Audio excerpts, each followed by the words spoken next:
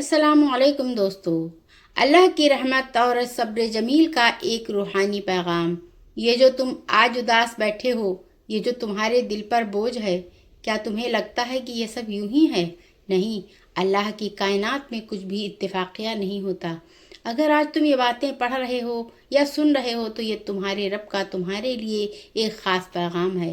وہ رب جو 70 ماہوں سے زیادہ پیار کرتا ہے، وہ تمہیں ٹوٹتا ہوا کیسے دیکھ سکتا ہے؟ وہ تو تمہاری شہرک سے بھی زیادہ قریب ہے۔ پھر تم یہ کیسے سوچ لیتے ہو کہ اس نے تمہیں اکیلا چھوڑ دیا ہے؟ یاد رکھو، کبھی کبھی انسان خود کو تنہا سمجھ لیتا ہے، مگر حقیقت میں وہ تنہا نہیں ہوتا۔ اللہ خاموشی سے اس کے حالات سنوارتا ہوتا ہے۔ وہ تمہارے آنسو کو جانتا ہے، ہر درد سے واقف ہے، اور تمہارے دل کی وہ بات بھی جانتا ہے جو تم کسی سے کہہ نہیں پاتے۔ زندگی میں جب سب کچھ بکھرنے لگے، جب ہر راستہ بند دکھائی دے اور جب دعائیں بظاہر قبول ہوتی نظر نہ آئیں، تو سمجھ لینا کہ اللہ تمہارے یقین کا امتحان لے رہا ہے۔ یقین کیا ہے؟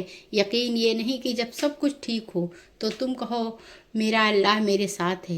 اصل یقین تو وہ ہے جب چاروں طرف اندھیرا ہو، طوفان اپنی پوری شدت پر ہو، اور تم مسکرا کر کہو میرا رب میرا ہاتھ تھامے ہوئے ہے، مجھے ڈرنے کی ضرورت نہیں۔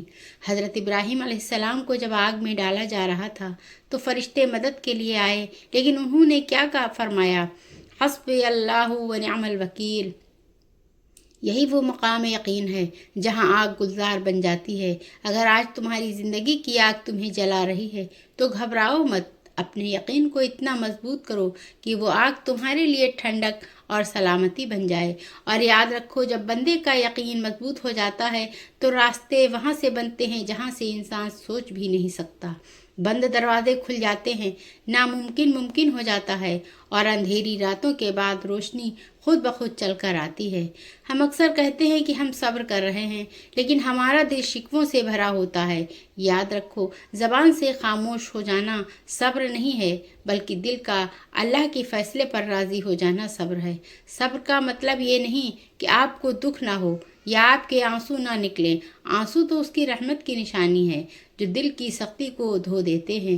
صبر تو یہ ہے کہ آنکھیں رو رہی ہوں، دل غمگین ہو، لیکن زبان پر صرف یہی ہو کہ اے اللہ، میں تیرے فیصلے پر راضی ہوں۔ تو جس حال میں مجھے رکھے وہی میرے لیے بہتر ہے۔ یہی صبر انسان کو اللہ کا محبوب بنا دیتا ہے۔ جیسے ایک مالی پودے کی کاٹ چھانٹ کرتا ہے تاکہ وہ مزید پھل دے سکے، بالکل اسی طرح اللہ تمہاری زندگی سے کچھ چیزیں یا کچھ لوگ اس لیے نکال دیتا ہے تاکہ تمہاری شخصیت میں نکھار آ سکے اور تم اس کے اور قریب ہو سکو۔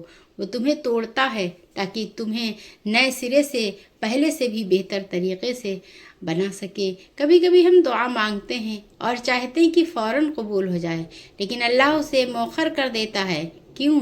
اس لیے نہیں کہ وہ سن نہیں رہا، بلکہ اس لیے اسے تمہارا گڑ گڑانا پسند آ گیا ہے۔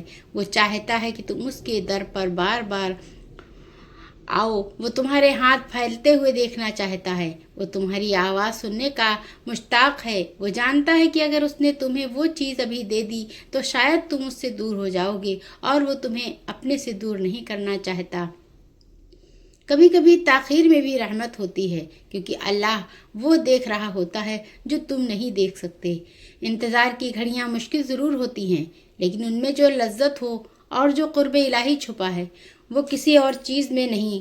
جب تم انتظار کرتے ہو تو دراصل تم اللہ پر اپنے بھروسے کی گواہی دے رہے ہوتے ہو، اور اللہ کا وعدہ ہے کہ بے شک اللہ صبر کرنے والوں کے ساتھ ہے۔ ذرا سوچو، جس کے ساتھ تم خود کائنات کا مالک ہو، اسے کسی اور کے سہارے کی کیا ضرورت؟ رات کی تنہائی میں جب سب سو رہے ہوتے ہیں اور تم اپنے مصلے پر بیٹھ کر خاموشی سے روتے ہو تو وہ ایک ایک آنسو عرش الہی کو ہلا دیتا ہے۔ لوگ تمہارے چہرے کی مسکراہٹ دیکھتے ہیں، لیکن اللہ تمہارے دل کا قرب دیکھتا ہے۔ وہ تمہاری ان سسکیوں کو بھی سنتا ہے جو تمہارے حلق میں دب جاتی ہیں۔ وہ تمہاری تکلیف سے بے خبر نہیں ہے۔ وہ تو تمہاری حفاظت ایسے کر رہا ہوتا ہے جیسے ایک پرندہ اپنے بچے کو اپنے پروں میں چھپا لیتا ہے۔ وہ تمہیں گرنے نہیں دے گا، اگرچہ تمہیں لگے کہ سب کچھ ختم ہو رہا ہے۔ تم نہیں جانتے کہ اللہ نے تمہارے لیے پردہ غیب میں کیا کیا خوشیاں چھپا رکھی ہیں۔ تم آج ایک چھوٹے سے دکھ پر رو رہے ہو، لیکن وہ تمہیں ایک بڑی نعمت سے نوازنے کی تیاری کر رہا ہے۔ بس تھوڑا سا حوصلہ رکھو، وہ جو کن کا مالک ہے جب وہ تمہارے حق میں کن کہے گا تو تمہاری زندگی کی کایا پلٹ جائے گی۔ نا امیدی گناہ ہے، کبھی یہ مت کہنا کہ میری قسمت خراب ہے یا اللہ مجھ سے ناراض ہے۔ نا امیدی شیطان کا سب سے بڑا ہتھیار ہے، وہ تمہیں اللہ کی رحمت سے مایوس کر کے سیدھے راستے سے ہٹانا چاہتا ہے، لیکن تم یاد رکھو اللہ کی رحمت اس کے غضب پر غالب ہے۔ وہ تو توبہ کرنے والوں کو ایسے گلے لگاتا ہے جیسے انہوں نے کبھی کوئی گناہ کیا ہی نہ ہو۔ اس کے دروازے ہمیشہ کھلے ہیں، بس ایک سچے دل سے پلٹنے کی دیر ہے۔ تمہارا ماضی جیسا بھی تھا، تمہارا حال جتنا بھی مشکل کیوں نہ ہو، تمہارا مستقبل اللہ کے ہاتھ میں ہے اور وہ بہترین فیصلہ کرنے والا ہے۔ اپنی پریشانیوں کو گننا چھوڑ دو اور اس کی نعمتوں کی شمار کرنا شروع کرو۔ تم دیکھو گے تمہارے پاس رونے کے لیے جتنے اسباب ہیں اس سے 1000 گنا زیادہ مسکرانے کی وجوہات موجود ہیں۔ اے انسان، تو کیوں پریشان ہے؟ تیرا رب تو وہ ہے جو چیونٹیوں کو پتھر کے اندر رزق دیتا ہے، کیا وہ تجھے بھول جائے گا؟ اپنی زندگی کے تمام معاملات اس کے سپرد کر دو، اپنے بوجھ کو اس کے سامنے رکھ دو، سجدے میں لمبی باتیں کرو، کیونکہ سجدہ وہ مقام ہے جہاں تم زمین پر سر رکھتے ہو اور تمہاری بات آسمانوں پر سنی جاتی ہے۔ آج سے ایک نیا عہد کرو، شکوہ نہیں صرف شکر، بے چینی نہیں صرف اطمینان، کیونکہ تم اس کے بندے ہو۔ جو پوری کائنات کا بادشاہ ہے وہ تمہیں کبھی ضائع نہیں کرے گا، وہ تمہیں وہاں سے نوازے گا جہاں سے تمہیں وہم و گمان بھی نہ ہوگا۔ بس اپنے دل کو اس کے ذکر سے منور رکھو اور اس کی رحمت پر کامل یقین رکھو۔ انشاءاللہ بہت جلد تمہاری زندگی میں وہ سویرا آئے گا جس کے بعد پھر کبھی اندھیرا نہیں ہوگا۔ اللہ حافظ۔